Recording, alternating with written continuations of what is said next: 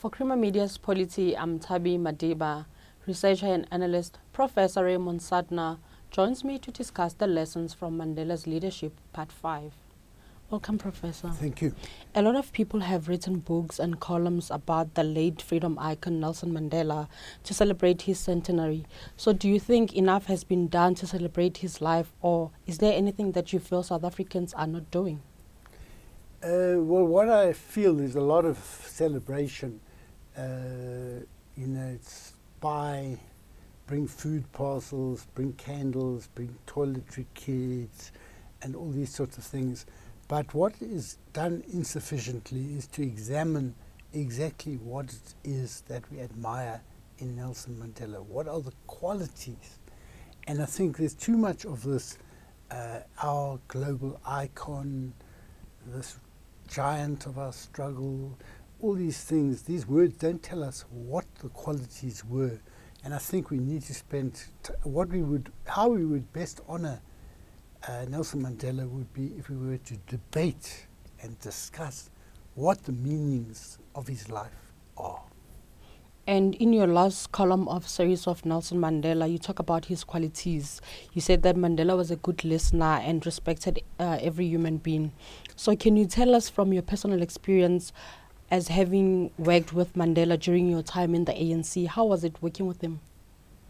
No, he was, it could be very difficult as well as he's very charming. It could be difficult in the sense that he could get very angry. In the sense that he'd make up his mind that this, that, and the other needed to be done. And when people argued, sometimes he would get quite angry.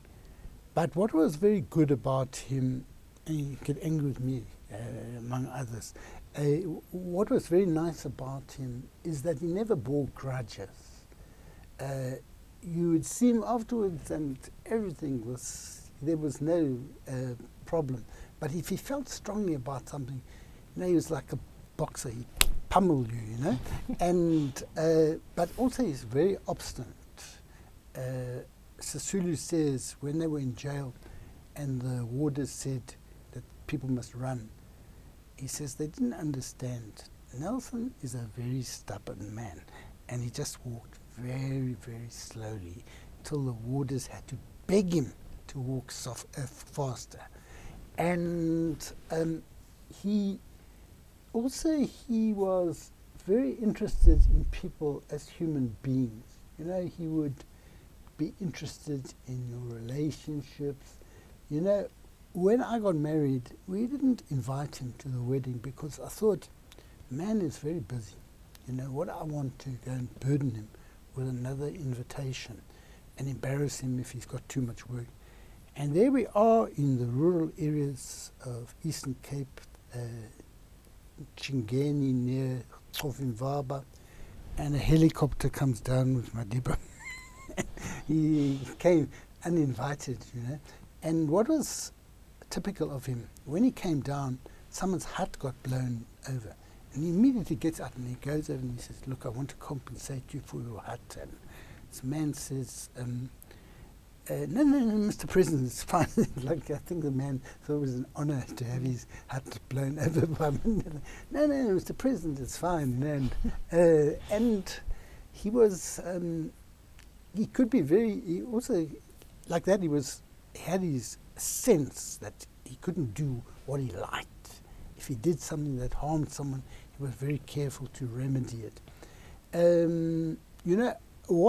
A lot of what I remember about Mandela, I remember differently now, because at the time, I didn't like these things of him wearing the Springbok rugby jersey or going down to Betsy Verwoerd, because I thought it's nonsense. But then, thinking back, the times that we lived in then were very dangerous, and there was a possibility of whites were very well armed.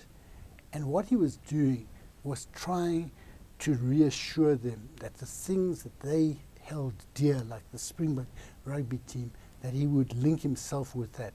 And he went to see Betsy Verwoerd just symbolically to calm the right-wing whites. So I remember things like, there are other things, but those are some of the things I remember. I also think that he was, when I said that he listened, I didn't take that in fully then, but I realized in retrospect that if you wanted to speak to him, put aside everything and he'd listen 100%.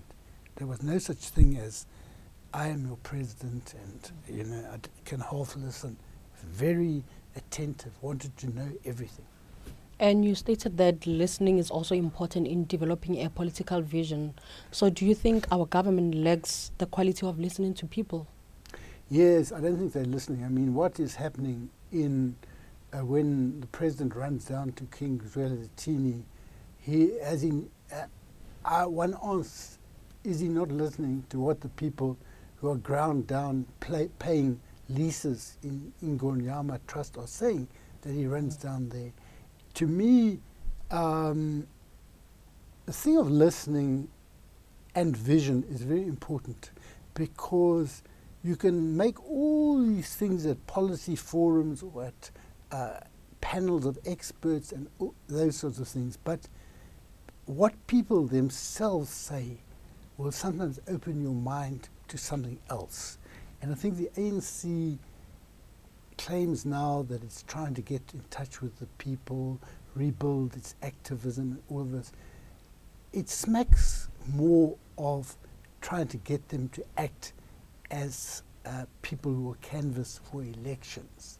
People need to be listened to all the time, and the pain that they have needs to be embraced by leaders who want to win their confidence. I don't say that all ANC people have lost that thing, but I think the ANC has to rebuild that. Do you think Mandela's leadership succeeded because of his good qualities? And what can the current leadership emulate from Mandela's leadership? You know, Mandela was not one thing.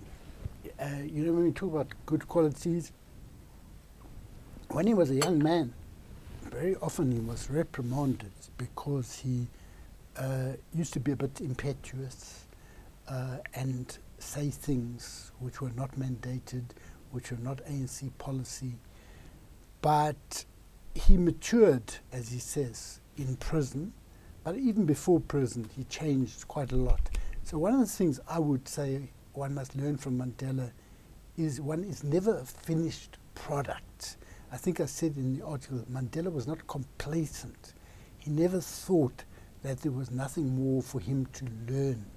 And I think we all need to understand, whether we have got doctorates or called commanders or kings or presidents, we still have a lot to learn, and we have a lot to learn from all sorts of people. And that would be what I would suggest other people need to take from Mandela, that he changed. He didn't just change because he flip-flopped.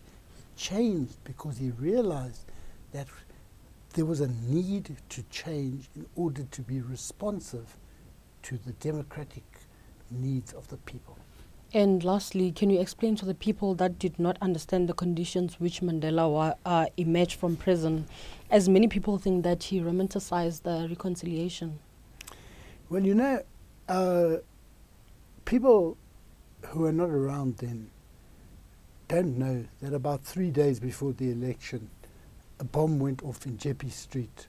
One of the ANC candidates got killed in that. People used to be shot on the trains up here. There would be just unknown gunmen, what we used to call the third force. In Boipatong, babies, pregnant women were just killed. That was people who were in the ANC support base. You had Chris Hani killed in 1993.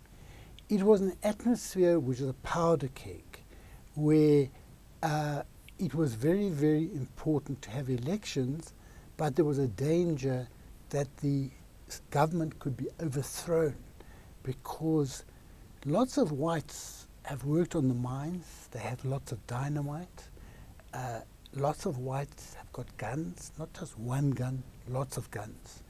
So that there was a real danger to democracy being secure after the elections. And that is why Mandela took various steps. For example, going down to George to see P.W. Botha. Now, even de Klerk didn't want to talk to Botha, you see. But Mandela believed that he will talk to anyone who can assist in making the peace. If we spoke about reconciliation, reconciliation was raised in the concept of healing wounds, building a common nation. Because if people are going to be together as if they're still at war, well, then you can't build a new South Africa. So he wasn't romanticizing it at all. Thank you, Professor. Thank you. That was Professor Raymond Suttner speaking to Creamer Media's Polity about the lessons from Mandela's leadership, Part 5.